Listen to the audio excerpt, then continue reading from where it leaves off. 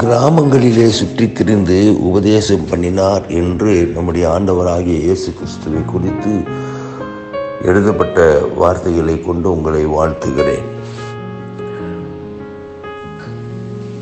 இருந்த இடத்திலேயே மிஷினரி பணி என்றவுடன் நம் நினைவுக்கு வருவது காடு மற்றும் மலைகளில் ஊழியம் செய்வது, இன்னும் சிலருக்கு காட்டு மிராண்டிகளை பற்றியும் நினைவுக்கு வரும். அது ஒரு வகையில் உண்மையே. ஆனால் இருந்த இடத்திலிருந்தே மிஷினரி பணியை நம்மால் செய்ய முடியுமா?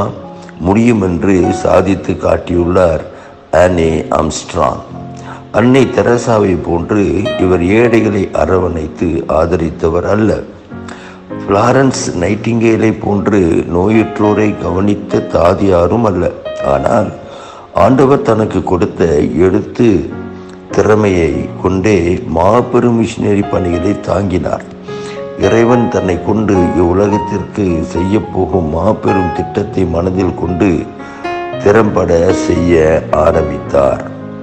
தன் முழு இருதயத்தோடும் இயேசுவை நேசித்த இவர் மிஷினரிகளுக்கு உதவிட வேண்டும் என்ற வாஞ்சையினால் கடிதம் எழுதுவதின் மூலம் தன் பணியை ஆரம்பித்தார். விரல்கள் அத்தனையும் மூலதனங்களாயின, சிந்தனைகள் அத்தனையும் மூலதனங்களாயின. அவைகளே தேவ ஊழியர்கள் மீது கொண்டுள்ள பாசத்தை வெளிப்படுத்தும் சிறந்த கருவிகளாயின. தட்டச்சும் மூலமாகவும் டைப்ரைட்டர் மூலமாகவும் கைப்படவும் மிஷினரி பணிகளை குறித்ததான ஏராளமான கடிதங்களை எழுதி குவித்தார்.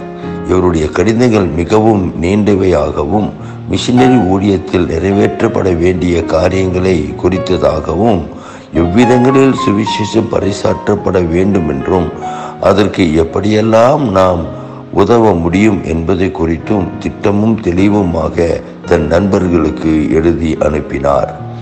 1893 ஆண்டு மட்டும் இவர் எழுதிய கடிதங்களின் எண்ணிக்கை 17,719. ஆச்சரியமாயிருக்கிறது அல்லவா? மிஷினரி பணியில் இவருக்கு இருந்த ஆர்வத்தை கண்ட மக்கள் இவரை பாராட்டும் விதமாக ஈஸ்டர் பண்டிகை அன்று மிஷினரி ஊழியத்திற்கென்று சேகரிக்கப்படும் காணிக்கைக்கு ஆனி ஆம்ஸ்ட்ராங் ஈஸ்டர் காணிக்கை என்று பெயரிட்டார்கள். அன்பரே, நம் திறமை எதுவாயினும், தாளந்துகள் எதுவாயினும் அதை மிஷினரி பணிக்கு பயன்படுத்தலாமே. வெறுமனே நல்லவனாயிருப்பதில் பயனில்லை, பிறருக்கு பயன்படும் நல்லவனாக இருப்பதே சிறந்தது என்று வாழ்விலிருந்து வாழ்வுக்கு செல்ல வேதாகம நண்பன் வழிகாட்டுகிறார். ஆண்டவரே, என் திறமைகளை பிறருக்கு பயன்படும் வகையில் பயன்படுத்திட எனக்கு உதவி செய்யும். கர்த்தர் நம்மை ஆசீர்வதிப்பாராக.